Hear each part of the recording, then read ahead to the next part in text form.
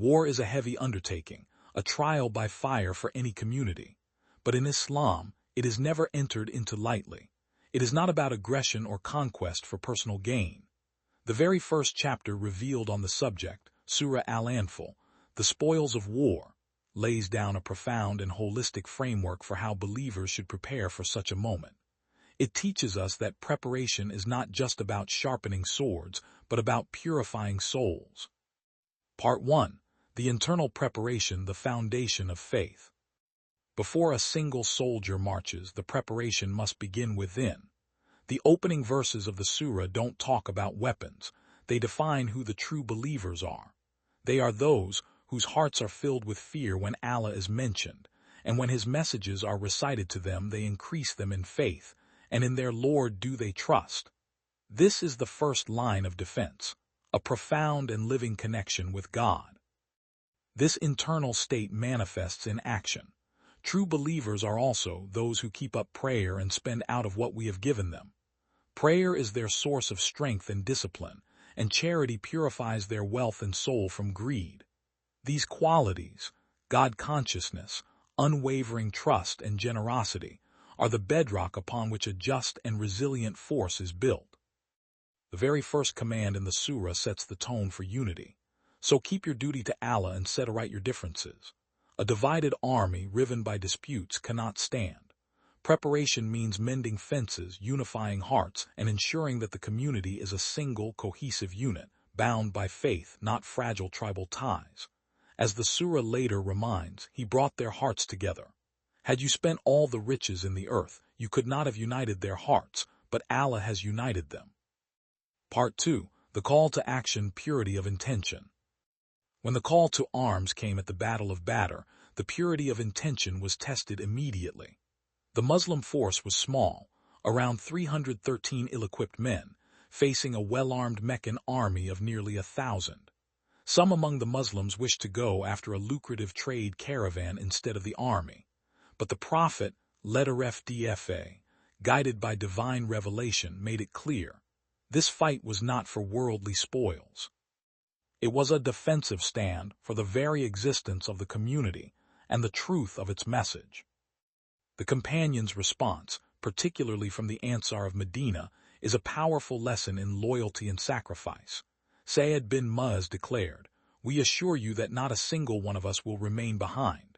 We will remain steadfast in the battle and sacrifice our lives for Islam." This level of commitment, born of faith and trust in their leader, is an indispensable part of preparation. The spoils of war, the Anfal themselves, were not to be a motivating factor. They were a gift from God, to be distributed fairly, 1/5 for the public good and the community's needs, as a reminder that the victory belonged to God alone. Part 3. The command for material strength. With the internal foundation set and intentions pure, the most famous command of the surah comes into play.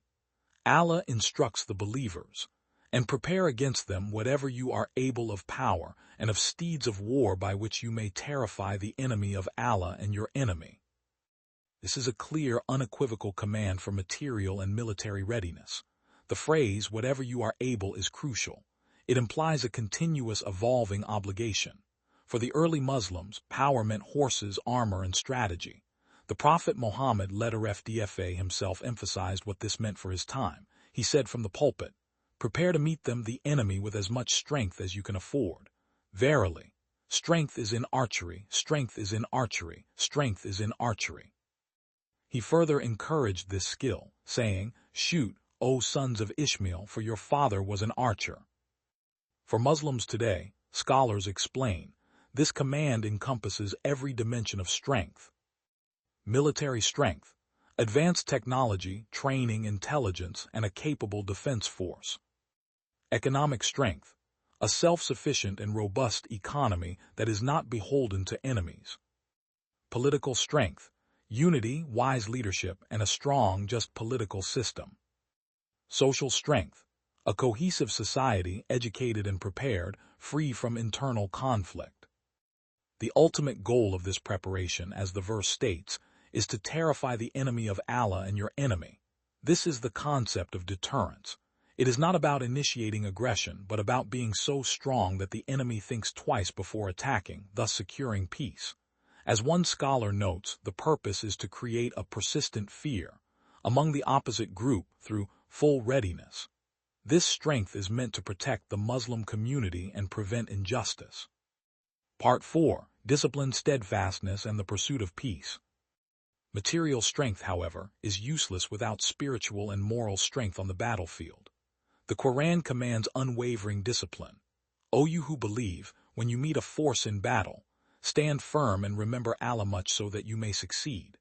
And obey Allah and His Messenger, and do not quarrel with one another, or you will lose heart and your strength will depart. Turning one's back and fleeing, except as a tactical maneuver, is condemned as a sin warranting God's wrath. This is the ultimate test of trust in God and commitment to the cause. But the ultimate aim of this whole framework is not perpetual warfare. This is made profoundly clear in the very same section that commands preparation. Immediately after the verse on military might, Allah instructs, "And if they incline to peace, then incline to it and put your trust in Allah." Furthermore, even in the heat of battle, strict ethical guidelines must be followed. The Prophet Muhammad would instruct his commanders before sending them off. It is reported that Imam Jafar al-Sadiq said, when the messenger of God would want to send a fighting contingent, he would sit down with them. He would further say, "Do not indulge in acts of extremism, do not disrespect dead corpses, do not resort to deceit, do not kill an elder, do not kill a child, do not kill a woman, and do not cut down trees unless necessity dictates otherwise." This ethical conduct was later embodied by Imam Ali, who instructed his soldiers before the Battle of Siffin. Do not take the initiative in fighting, let them begin it. If Allah favors you with success and inflicts defeat to the enemy, then do not attack those who have surrendered, do not injure the disabled and weak, do not assault the wounded, do not excite women. Surah Al-Anfal presents a complete picture. The preparation for war in Islam is a holistic endeavor. It begins with the purification of the heart and ends with the pursuit of peace. It demands unity, discipline, and the accumulation of undeniable strength, not for aggression but for justice and deterrence. The goal is not to love war, but to be so strong, so just, and so God-conscious that war becomes the last resort, and peace, a secure and honorable peace, becomes the ultimate victory.